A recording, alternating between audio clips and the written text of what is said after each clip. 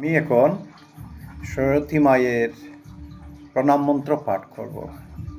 আমার সঙ্গে আপনারাও মন্ত্র পাঠ করতে পারেন।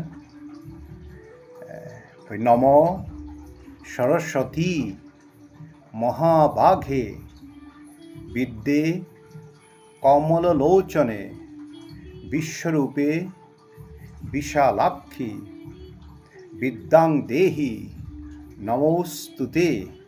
নম জয় জয় দেবী চরাচর সারে কোচ যুগ সুবিত মুক্তাহারে বীণা পুস্তক রঞ্জিত হস্তে ভগবতী ভারতী দেবী নমস্তে।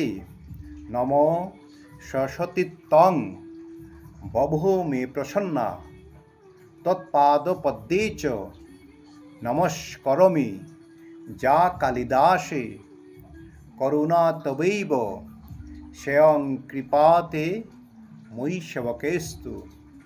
আমি লাস্ট শ্লোকের বাংলা অর্থ বলছি।